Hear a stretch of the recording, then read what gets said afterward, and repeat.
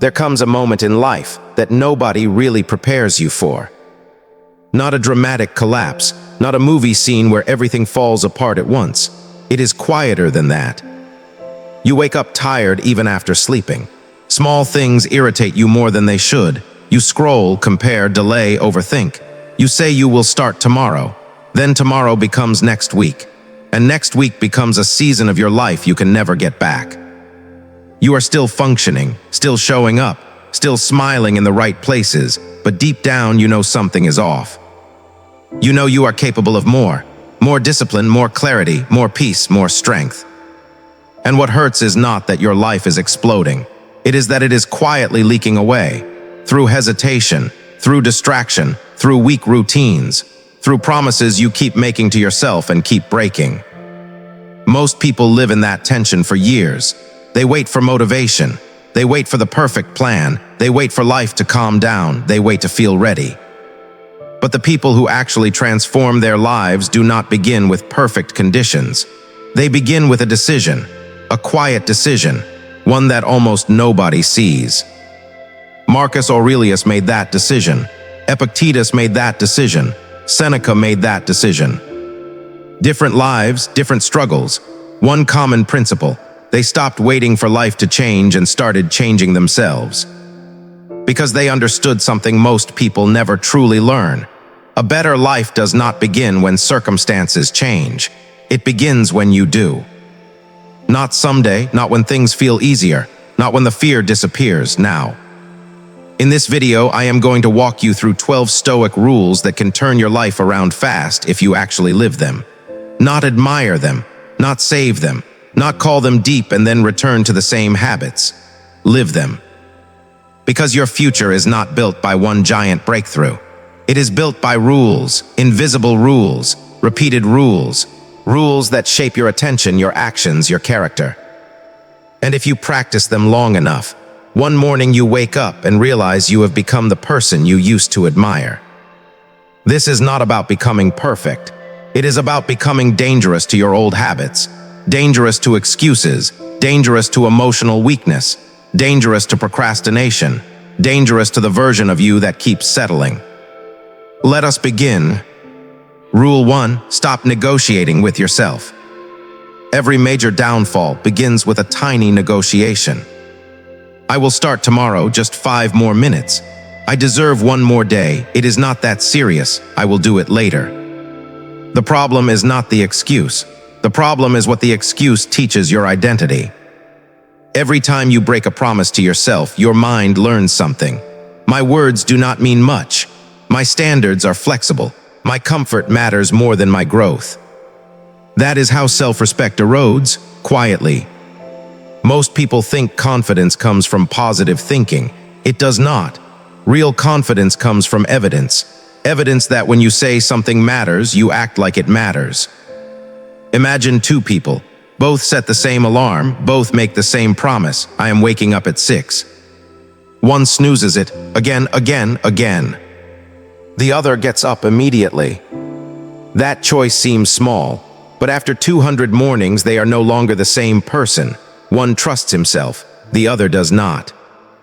And that difference eventually reaches everything. Health, money, work, relationships, discipline, peace of mind.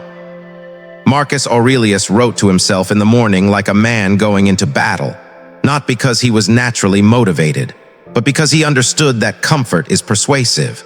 The more you obey comfort, the weaker your mind becomes.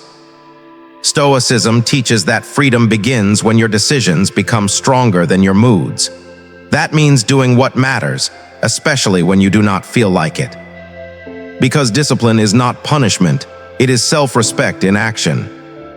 Ask yourself honestly, what promise have you been postponing for months? Not years, months. You already know what it is. That is where your new life begins.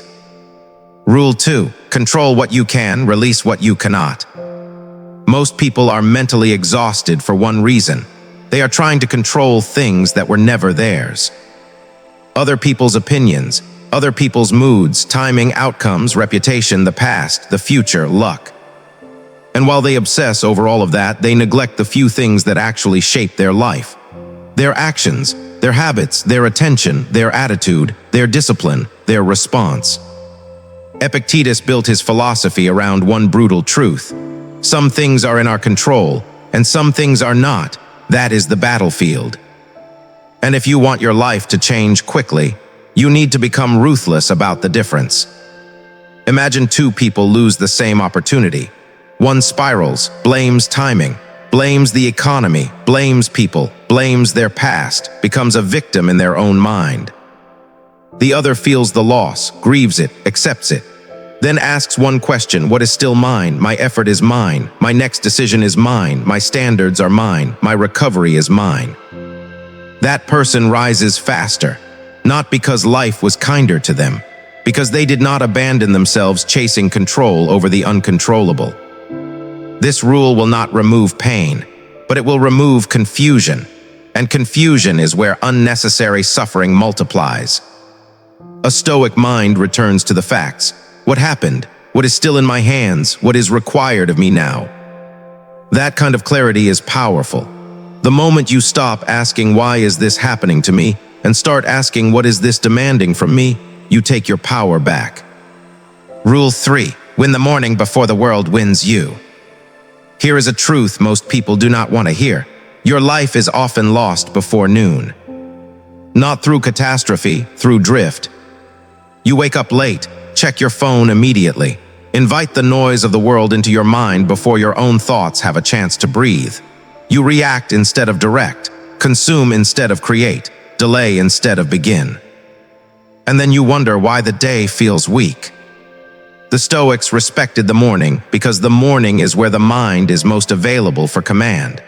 Marcus Aurelius did not wake up assuming he would feel inspired. He woke up prepared to govern himself. That is the difference. If you do not take possession of your mind early, the world will do it for you, and the world is not interested in your peace. A turned-around life often begins with a turned-around morning. Wake up and remember who you are trying to become. Before the headlines, before the messages, before the notifications, before the comparison. Get up, move your body, sit in silence. Read something that strengthens you, write something that clears your mind. Do one difficult thing before the day starts making demands. That is how you stop feeling like a passenger in your own life. You do that for 30 days and your mind changes. You do that for a year and your identity changes. Because discipline early in the day creates dignity later in the day. You do not need a new personality. You need fewer weak rituals. Your destiny is often hidden inside your morning. Rule 4. Stop feeding every emotion. One of the most destructive lies in modern life is this: if you feel it, you must follow it. If you feel tired, stop.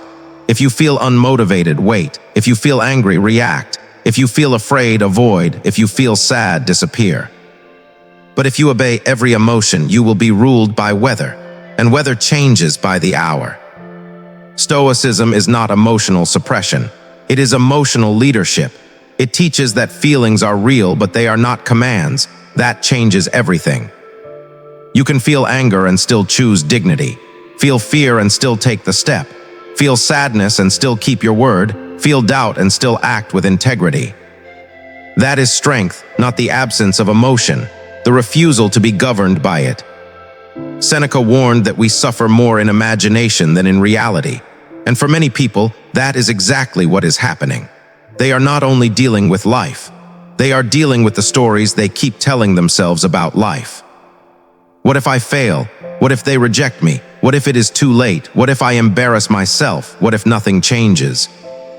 You are drained by battles that have not even happened. A stoic mind interrupts the spiral and asks, what is actually true right now? What is required of me now? What action is still possible? That is how you regain your center. Your emotions are information. They are not your identity. They are not your master. They are not your excuse. The faster you learn that, the faster your life becomes steadier.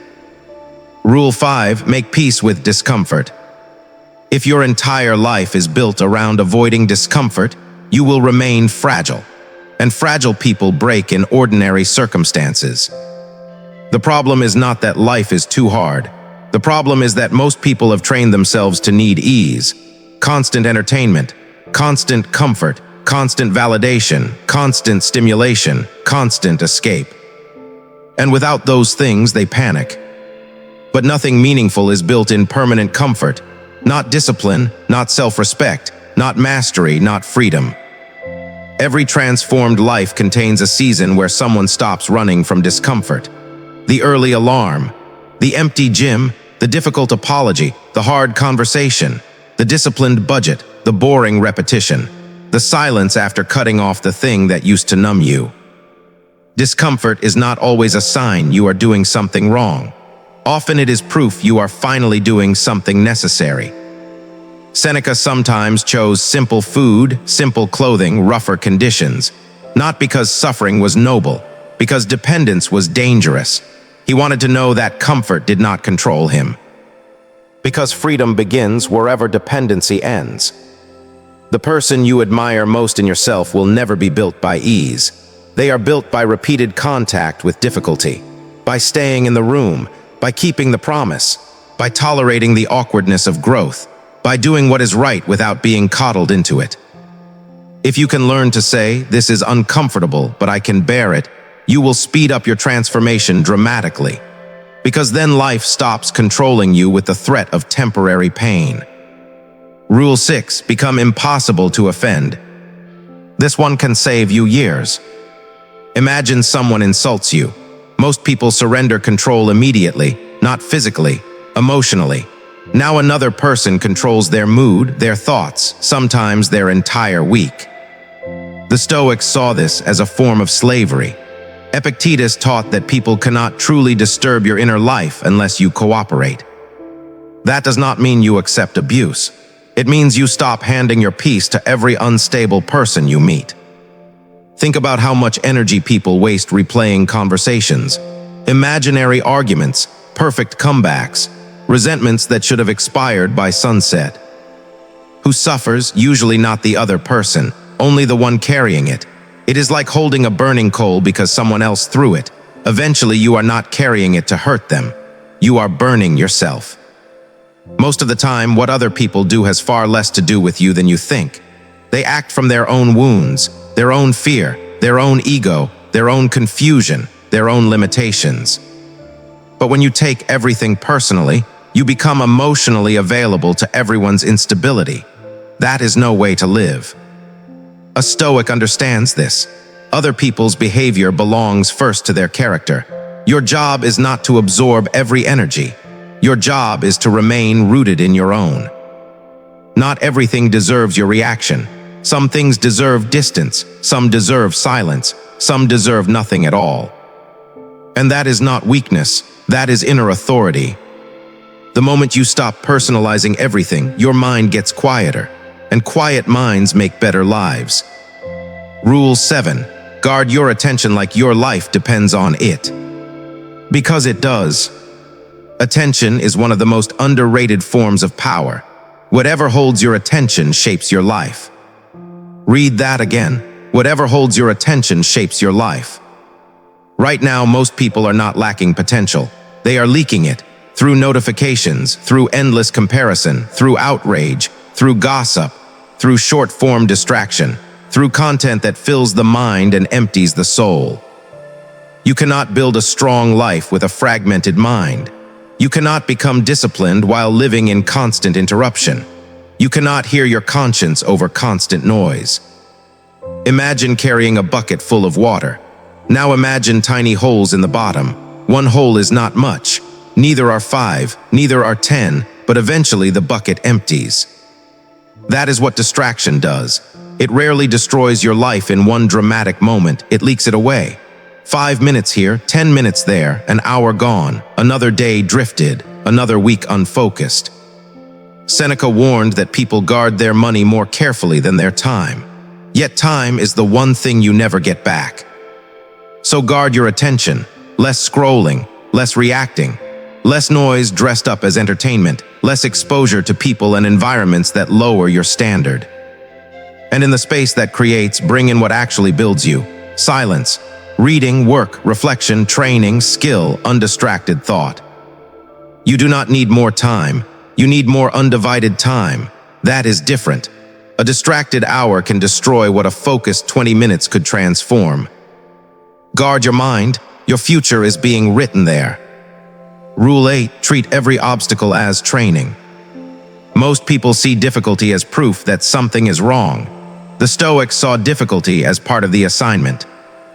Marcus Aurelius wrote one of the most famous ideas in Stoicism: the obstacle becomes the way. Think about that. The obstacle does not merely stand in front of the path, it becomes the path. The rejection, the heartbreak, the setback, the delay, the humiliation, the failure. These things do not automatically ruin you. They reveal you, refine you, strengthen you if you let them. Life is always asking the same question in different forms. Will this make you bitter or better?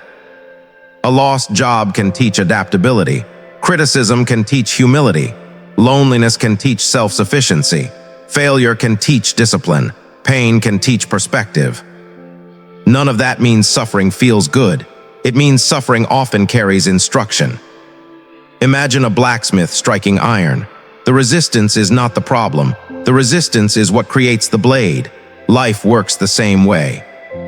Stop asking, why is this happening to me? Start asking, what strength is this trying to build? That single question can turn a victim into a builder. Hardship is not always an interruption. Sometimes it is training in disguise. And when hardship stops feeling like an insult, it starts becoming fuel. Rule 9, do not wait to feel ready. This rule alone can rescue years. People wait for clarity, confidence, the perfect plan, the right season, the right mood, a sign, certainty. And while they wait, life moves. Stoicism has no patience for this. Action reveals what overthinking never will. You do not become ready by thinking, you become ready by doing. The first workout is awkward. The first video is uncomfortable. The first business attempt is messy.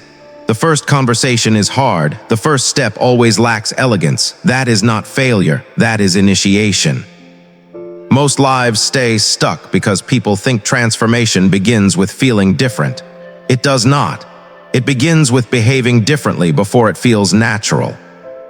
A person wakes early before they feel disciplined, sets boundaries before they feel fearless, takes responsibility before they feel confident, keeps going before hope fully returns. That is how identity changes. You act first, then your mind catches up. Imagine standing at the edge of freezing water. You can spend 30 minutes trying to feel ready, or you can jump. The water is the same either way. Waiting did not change reality. It only delayed growth. Think of one decision you have delayed because you are waiting for certainty. Now ask yourself, what if certainty only comes after I begin? That question has changed countless lives. Courage is not certainty. It is movement in the presence of uncertainty. Move anyway. Rule 10, let go of the old identity. This one is painful because sometimes your life is not failing because your goals are too small. It is failing because you are still loyal to an older version of yourself. The undisciplined version, the wounded version, the avoidant version, the people-pleasing version, the chaotic version, the version that learned how to survive but never learned how to lead. And here is the hard truth. You cannot build a new life while protecting an identity that belongs to your old one. At some point, the excuses have to die. The familiar self-story has to die. The sentence that is just how I am has to die. Because maybe that is not who you are. Maybe that is just who you practiced being. Stoicism asks for honest self-examination. Not drama, not self-hatred, not excuses, just truth. Where am I weak? Where do I keep betraying my own standards? Where am I hiding behind pain, personality, or the past? Where am I performing helplessness instead of taking responsibility? That kind of honesty is uncomfortable, but it is cleansing. Because once you see clearly who you have been, you stop being doomed to repeat it. Many people say they want a new life. Very few are willing to grieve the old self that must be buried to create it. And yes, there is grief in growth. You lose habits, you lose comforts, you lose certain relationships, you lose the identity that once kept you safe. But what you gain is worth far more: self-trust, consistency, respect, peace, a cleaner mind, a stronger presence. If you want your life to turn around fast, stop asking only what do I want. Start asking who must I stop being. That question changes everything. Rule 11, reflect every night. Most people repeat their mistakes because they never pause long enough to study themselves. They live automatically, react automatically, waste energy automatically, then hope tomorrow will somehow be different, but hope without reflection is just drift. The Stoics were obsessed with review. Seneca wrote about examining the day. What did I do well? Where did I fail? What must I correct? Not from self-hatred, from self-respect. Because a person who reflects improves faster than a person who merely experiences. If you want your life to turn around quickly, begin ending the day with honest review. Not harshness, honest review. Ask yourself, where did I waste energy today? Where did I show strength? What triggered me? What lie did I tell myself? What promise did I keep? What must change tomorrow? This practice seems small, but it compounds. Because awareness creates precision, and precision creates progress. Without reflection, you keep swinging at the air. With reflection, you start making targeted corrections. And that is how real change happens. Not through vague motivation, through careful adjustment, night after night, truth after truth, correction after correction. 5 quiet minutes each evening can save you years of repetition. Because the unexamined life does not become excellent by accident. It becomes excellent through attention. Rule 12. Remember that your time is running out. This is the rule most people avoid, because it cuts through illusion. You are going to die, not as philosophy, not as metaphor, as fact. And Stoicism does not use that truth to frighten you. It uses it to wake you up. Marcus Aurelius reminded himself that he could leave life at any moment, not to become dark, to become clear. Because once you remember time is limited, your life gets organized fast. Suddenly the petty argument looks small. The fake friendship loses its appeal. The endless delay starts looking dangerous. The approval you were chasing starts feeling cheap. Mortality is a filter. It reveals what matters, and it reveals what does not. Most people do not waste their life intentionally. They waste it one ordinary day at a time. One more excuse, one more distraction, one more week, one more year, until suddenly a decade has disappeared. Imagine walking through an ancient marketplace carrying 100 gold coins. Every morning, someone silently removes one coin. You cannot stop them. You cannot bargain for it back. You cannot recover what is gone. Would you spend those coins carelessly? Of course not. Yet every sunrise removes one more piece of your life. The difference is, time feels invisible, so people live as though it is endless. It is not. Memento mori, remember you must die, not so you become obsessed with death, so you become loyal to life, to this day, to this hour, to this opportunity, to the work you keep postponing, to the truth you need to tell, to the person you still have time to become. Ask yourself this honestly. If today repeated itself every day for the next 5 years, would you be proud of the life you are building? If that question makes you uncomfortable, good. That discomfort is not your enemy. It is reality asking for your attention. A person who remembers death becomes sharper, kinder, braver, less distracted, less willing to tolerate nonsense, less willing to keep living half-heartedly. And that is why this final rule can turn a life around so quickly, because it destroys the fantasy of unlimited tomorrows.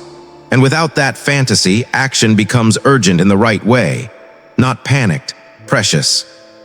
So here they are, the 12 Stoic rules for turning your life around fast. Stop negotiating with yourself. Control what you can, release what you cannot. Win the morning before the world wins you. Stop feeding every emotion, make peace with discomfort, become impossible to offend. Guard your attention like your life depends on it. Treat every obstacle as training. Do not wait to feel ready. Let go of the old identity, reflect every night. Remember your time is running out. These are not hacks, they are not trends, they are not motivational decorations, they are principles, and principles become power when practiced. That is the real question now, not whether these rules are powerful. They are. The The question is whether you are finally tired enough of your own excuses to live by them. Because change does not always arrive like lightning. Sometimes it begins the morning you get up when you said you would. The moment you hold your tongue instead of reacting. The afternoon you do the hard thing before you feel ready. The evening you tell yourself the truth. The day you stop asking for a softer world and start building a stronger mind. That is how lives turn around, quietly first, internally first, then all at once. One day people may look at you and say, you changed fast, but they will not see the private battles, the resisted impulses, the lonely discipline, the mornings no one applauded, the habits you buried, the lies you stopped telling yourself. They will only see the result, the steadier eyes, the calmer mind, the stronger presence, the life that no longer leaks energy in every direction. And when that day comes, remember this. You did not become someone else. You just stopped living beneath who you could be.